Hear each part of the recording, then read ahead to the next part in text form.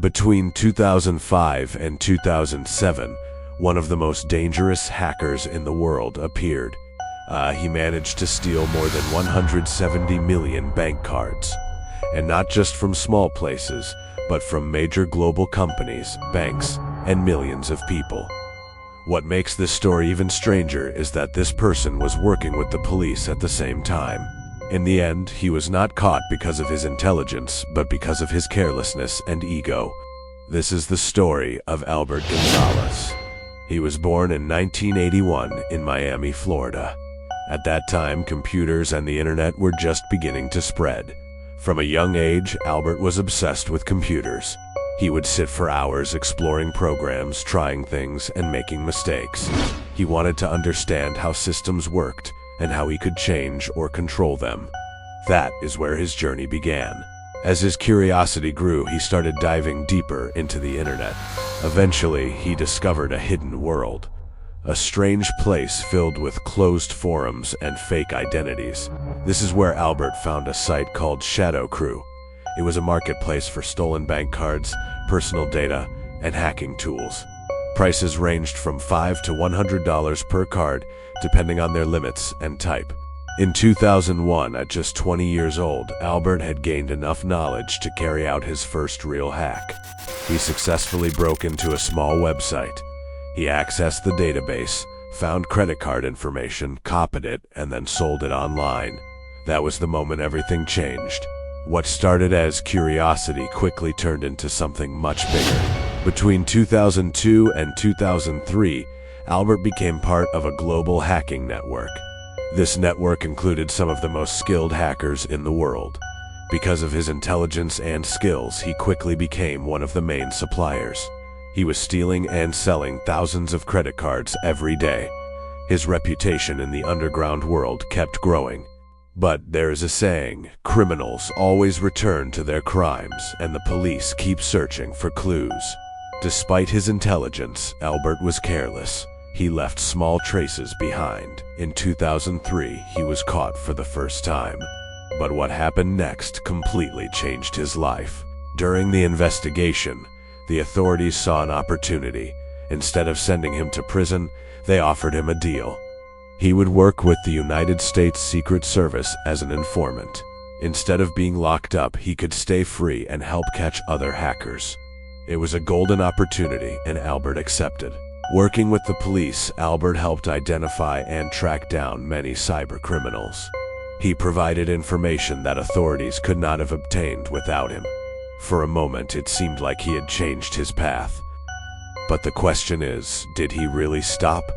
Between 2005 and 2007, Albert made his biggest move. With access to deeper systems and more knowledge than ever, he decided to build his own team. His new plan was not to target individuals anymore, but large companies.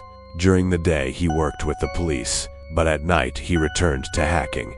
His team would sit in cars outside stores, hack into Wi-Fi networks, enter company systems, and install malicious software. They were stealing payment data on a massive scale. One of his biggest attacks was against TJX companies. They managed to steal around 94 million credit cards. In total, Albert was responsible for stealing about 170 million cards. Each card could be sold for $5 to $100. He made millions, possibly billions. Albert was still in his 20s, but he had built enormous wealth. His life completely changed. He spent money without limits. Parties, travel, luxury, anything he wanted, he could afford. He was no longer living like a normal person. He believed he was above the law. While he worked with the police during the day, his team continued hacking and selling stolen data at night. But once again, Albert made the same mistake. He became careless. He trusted the wrong people and left small traces behind. Investigators began to notice patterns.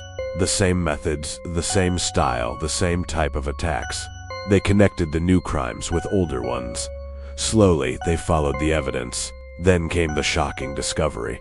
The same person helping them fight cybercrime was also behind some of the biggest hacks in history. Albert Gonzalez had been living a double life. In 2008, while Albert was in his apartment in Miami, the police suddenly raided his home. He had no idea it was coming. They arrested him and searched everything. Inside, they found hard drives filled with stolen data from over 100 million credit cards, multiple accounts under fake names, and over $1 million in cash. At that moment, there was no escape. The trial lasted 2 years. In 2010, Albert Gonzalez was sentenced to 20 years in prison. All his assets were confiscated, including money, properties, and cars.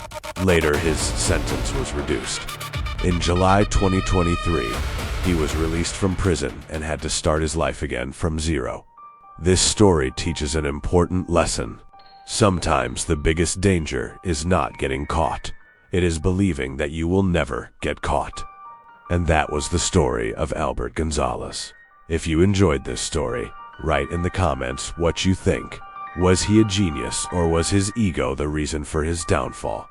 Do not forget to like the video and share it with your friends so we can reach more people and continue bringing you real stories that are stranger than fiction.